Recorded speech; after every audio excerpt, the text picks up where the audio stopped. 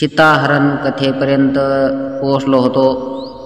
आता रावण सीतामाईला घेऊन गेला. तिकडं विजयमुद्रेनं दरबारात येऊन पोहोचला. इकडं श्रीराम लक्ष्मणजी श्रीराम हरीण मारून वापस निघाले. लक्ष्मणजी आडवे त्यांना गेले. तर लक्ष्मणजीला बघितल्याच्या नंतर श्रीराम प्रभू आश्चर्यचकित झाले की म्हणले सीतामाईला राखण ठेवलं होतं ह्याला, हे इकडं कसं काय आला. श्रीराम लक्ष्मण दोघ जण. श्रीरामाने विचारलं, का रे तुला सांगितलं होतं ना रे इकडे येऊ नको, सीतामाईला राखण थांबून. ते म्हणले लक्ष्मणजी म्हणले भैया मी येणार नव्हतो, पण भाभी जे शब्द बोलल्यात ते ऐकले की कान फाटायची वेळ आली म्हणून मी आलो म्हणले. मग आता काहीतरी विपरीत घडणं असं मला वाटतंय लक्ष्मण. काय विपरीत भैया? मला वाटतंय सीता आश्रमात सध्या नाही. असं नका म्हणू भैया. गेले वापस हरीण मारून वापस गेले कुटीमध्ये. कुटीमध्ये सीतामाई नाही. मग लोक दोघ जण शोध घेण्यासाठी निघले सीतामाईचा.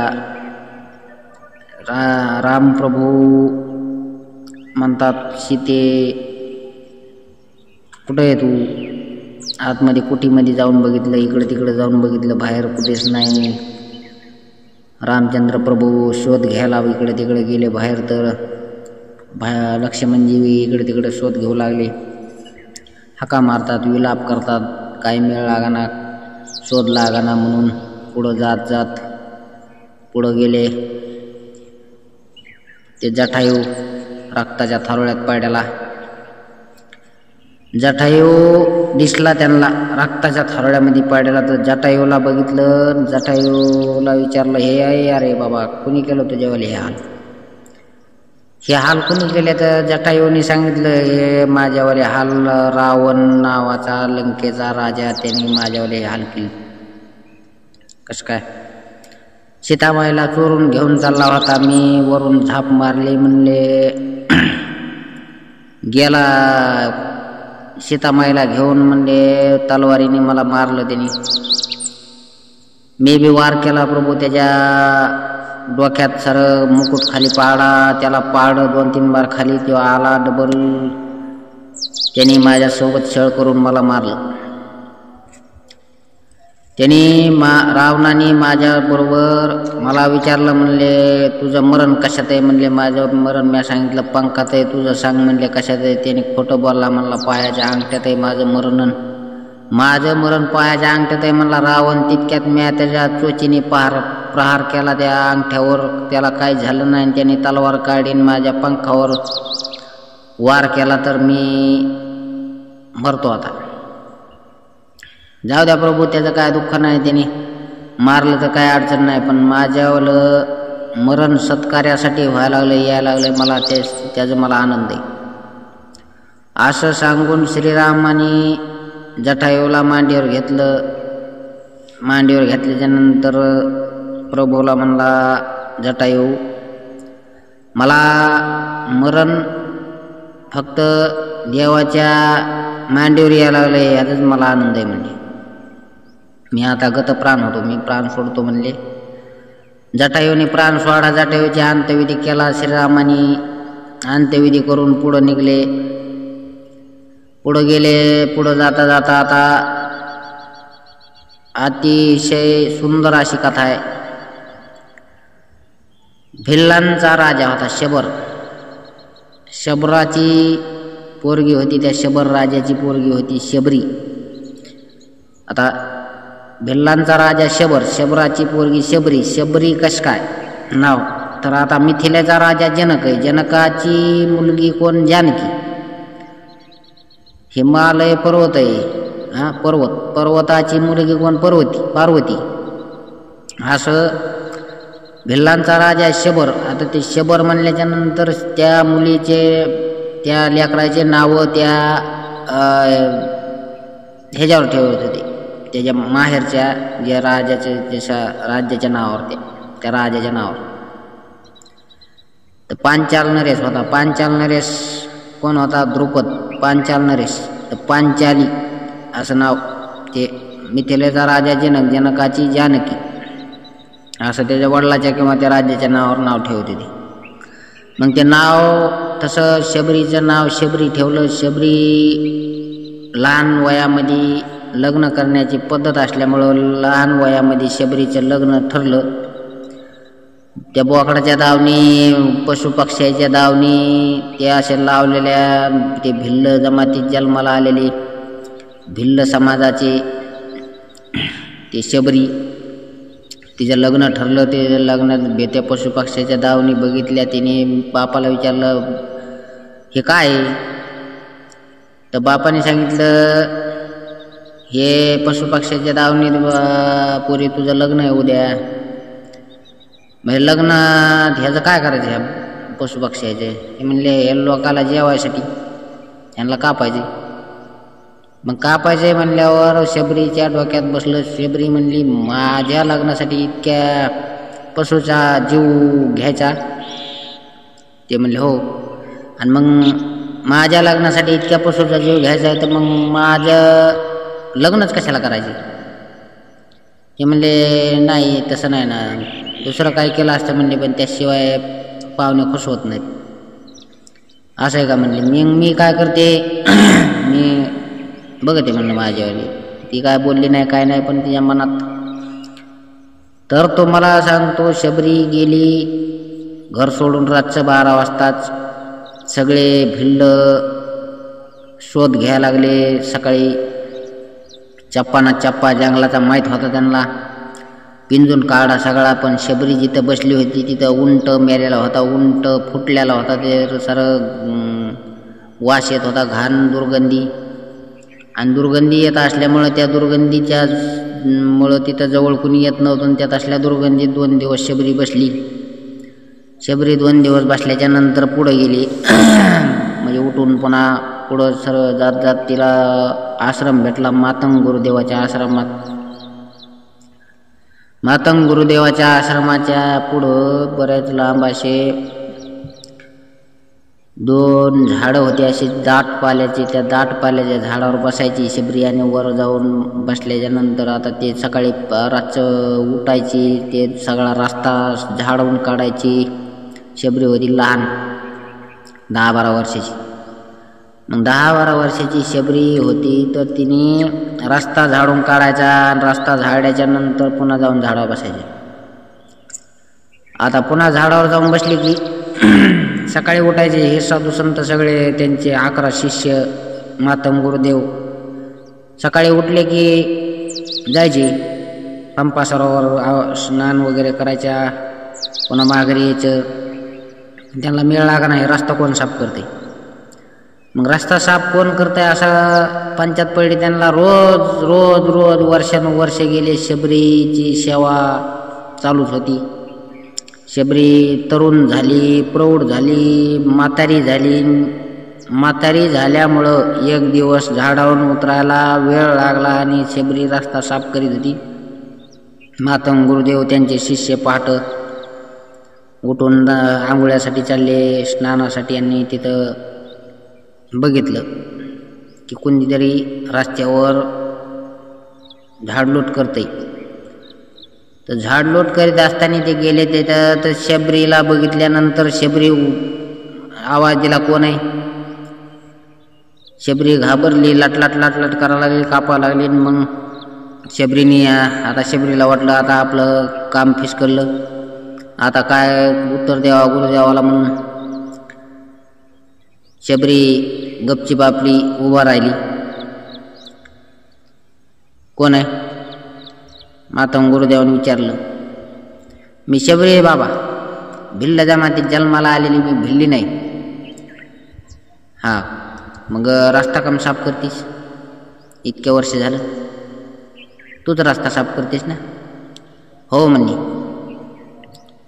का रस्ता साफ करण्याचा उद्देश काय? काय नाही बाबा, एवढाच उद्देश की साधू संतांची सेवा घडावी जेवणात येऊन, म्हणून मी रस्ता साफ केला बाबा, एवढा दुसरा काय उद्देश नाही. बर. बाकीचे 11 जण होते, त्यांची शिष्य मातंग गुरुदेवाचे 11 शिष्य मध्ये मध्ये या त्यांच्यातले त्यांच्यात कुजबूज करायला लागले. म्हणले ही भिल्ल जमातीत जन्माला आलेली भिल्ली नाही आणि आपला रस्ता साफ इतक्या वर्ष केला, आपल्या तपश्चर्याला बाध आली. म्हणले आता हे रस्त्याने जायचे नाही. म्हणले दुसऱ्या रस्त्याने जेव्हा आंघोळीला, आता आपल्याला माहीत नव्हतं, आपण लय आपला गोंधळ झाला. म्हणले आपण बाध आली आपल्या कर्माला सगळी. गेले तिथं सरोवरावर आंघोळ करायला. तवार शबरी बरोबर बोलतच होते मातंग गुरुदेव. गेले शबरी तिथं, शबरी मातंग गुरुदेव बोलत बसले. हे 11 जण गेले आंघोळ्यासाठी ना, आंघोळ्याला कपडे काढले. तिथं सरोवरामध्ये, पंपा सरोवरामध्ये घुसणार की त्या सगळा रक्ताचा ते झाला तलाव. पंपा सरोवर सगळं रक्ताने भरलं, पाण्याच्या जागेवर रक्त तयार झालं. मग रक्त तयार झालं तर गुरुदेवानी पळतच आले 2-4 शिष्य. म्हणले गुरुदेव सरोवर रक्तानं भरलं. हा मग बरोबर आहे का? तिने निष्काम सेवा केलेली, तिची विटंबना केली, तिथं जाऊन पुन्हा म्हणताय आमच्या कर्माला बाध आली. अरे उलट तिच्या चरणाचं तीर्थ घ्या आणि तिच्या चरणाचं तीर्थ घेऊन सरोवरामध्ये टाका तर पूर्ववत होईल सरोवर. जा म्हणले. घेतलं, तिचे पाय धुतले, शबरीचे ते तीर्थ घेतलं आणि सरोवरामध्ये नेऊन टाकलं तर सरोवर पूर्ववत झालं. इतका शबरीचा अधिकार महिमा कळाला ह्यांना. म्हणले इतक्या वर्ष सेवा केली, आम्हाला माफ करा, आम्ही चुकलो. काय नाही म्हणले मातंग गुरुदेव. म्हणले उच नीच काही नेणे भगवंत आणि तिष्ठे भक्ती भाव देखून या. असं बोलून मातंग गुरुदेव गेले स्नानासाठी आणि शबरीच्या मग तिथं निवास. शबरीला रोज एक कुटी बांधून दिली, शेव अशी बरीच लांब कुटी बांधून दिल्याच्या नंतर शबरीची रोज सेवा चालू असायची. एक दिवस शबरी म्हातारी झाली होती बरं का त्या टायमाला, चांगली म्हणजे निवळ घायल झाली होती. आणि ती शबरी मातंग गुरुदेव होते त्या टायमाला. शबरीचा म्हणजे शबरी आणि मातंग गुरुदेव होते का त्या टायमाला श्रीरामाचा जन्मच नव्हता झालेला. मग बघा आता विषय, मातंग गुरुदेव आणि शबरीचे ज्या टायमाला हे यांची भेट झाली का मातंग गुरुदेव आणि शबरीची, त्या टायमाला श्रीरामाचा जन्मच नव्हता. तर मग मातंग गुरुदेवाने सांगितलं शबरीला. आले एक दिवस कुटीवर, शबरीच्या कुटीवर आले. शबरीच्या तिथं बसले. म्हणले शबरी मी चाललो, म्हणले आता समाधी घेतो. मी समाधी घेणार आहे म्हणले, आता मला जावं लागतं. आता ते शबरीला लागलं रडू यायला. शबरी म्हणली इतक्या वर्षे मी सेवा केली, माझी सेवा स्वीकार केली तुम्ही, आणि तुम्ही आता जाता म्हणल्यावर माझ्या आधी असं कसं? काय नाही म्हणले, अशी सेवा करीत राहा. शबरीला एक मंत्र दिला. गुरुदेवाने शबरीला सांगितलं की शबरी 12-12 साल लोहे का आटा खाकर, झाड़ पाला खाकर लोगों के ध्यान में नहीं आने वाले भगवान एक दिन तुम्हारे झोपड़ी में आकर दर्शन देंगे. असं बोलल्यावर शबरीला आनंद झाला. शबरीला आनंद झाल्याच्या नंतर पण शबरी म्हणली, पण तुम्ही गुरुदेव तुम्ही म्हणताना नाही, मग तुम्ही समाधी घेणार म्हणल्यावर मग तुम्ही नसणार त्या टायमाला. हो मग तुम्ही बी थांबा ना, देवाचं दर्शन दोघं घेऊ. नाही म्हणले, माझ्यावाला टाईम संपलेला आहे म्हणले, तू आता तयारीला लाग. मग शबरी रात्रंदिवस त्या श्रीरामाच्या नावात, श्रीरामाचं नाव रात्रंदिवस तिच्या तोंडामध्ये. तर शबरीने किती वर्ष सेवा केली असेल. नंतर रोज बोरं आणायची, झाडं, रस्ता साफ करायचा, फुलं व्हायचे, त्या रस्त्यावर फुलं शिपायचे, सडा टाकायचा, हे करायचं. असं करून करून करून बरेच वर्ष सेवा केली. तेव्हा श्रीराम चंद्रप्रभू सगळी शबरी पूर्ण म्हणजे सापळा राहिला होता सगळा. त्याला उठता येत नव्हतं, जागेवरचं बसता येत नव्हतं. मग इकडं श्रीरामाचा जन्म झाला. सगळं रामायण इथून पुढं चालू झालं. शबरीने सेवा तिच्यावाली चालूच होती. मग जे जटायूचा उद्धार करून श्रीरामचंद्र प्रभू निघले पुढं निघले. तिथून पुढं बरेच लांब गेल्याच्या नंतर श्रीरामचंद्रांनी सगळ्या जंगलामध्ये सुगंधी वास येत होता. श्रीरामाचं नावाचं झाडं सुद्धा श्रीराम म्हणत होते त्या शबरीच्या तिथं. ती जे झाडं होते का शेजारी चौकड, ते झाडं सुद्धा श्रीराम म्हणत होते. मग ते लक्ष्मणजी म्हणले, हे भया इतकं जंगल फिरलोत म्हणले, पण आपल्याला अजून असलं प्रसन्न वातावरण आणि सारे झाडं सुद्धा श्रीराम म्हणू लागले. कोणी इथं तुमचा भक्त आहे काय एखादा चांगला? ते म्हणले हो, भेटायला जायचं म्हणजे त्याला. चला म्हणजे गेले. शबरीचं चालूच होतं, जब मेरे राम जी का पावन होगा, शबरी की कुटिया का पावन होगा. असं ते शबरी आपलं राम राम राम राम म्हणत तिचं चालू होतं कर्म. फुलर शिपित होते रस्त्यावर. सकाळची वेळ आहे. श्रीरामचंद्र प्रभू लक्ष्मणजी दोघं जण आले. शबरीच्या पुढं उभं राहिले. शबरीला विचारलं, शबरीने श्रीरामाला विचारलं, तुम्ही कोण आहेत? ती म्हणली, मी दशरथ पुत्र राम आहे, हे माझा छोटा भाऊ लक्ष्मण आहे. मग शबरीने घरात नेलं. बोरं आणलेले होते. बोरं टोचून शबरी आधी बोर खाऊन बघायची. मग ते टोपल्या ठेवायची, आंबट आहे का तुरट आहे का गोड आहे असं, आणि गोड बोरं घेऊन यायची. तर शबरीने इतक्या वर्ष सेवा केलेली होती. शबरी आतमध्ये नेलं श्रीरामाला कुटीमध्ये, श्रीरामचंद्र लक्ष्मणजी.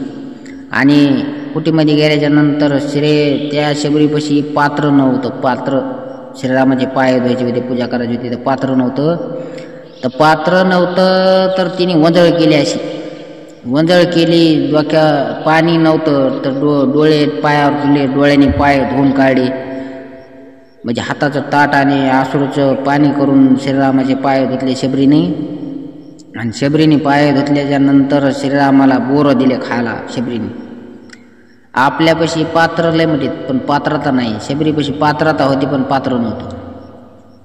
हे एक फरक. आणि बोरं दिल्याच्या नंतर खायला श्रीरामाने बोरं खायला चालू केलं आणि लक्ष्मणजी नुसतं बघायचे.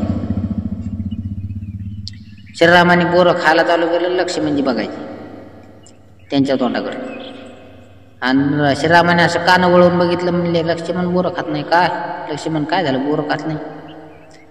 तुम्ही नका खाऊ भया, हे शबरीने म्हातारीने उष्टे बोरं टाकले म्हणले.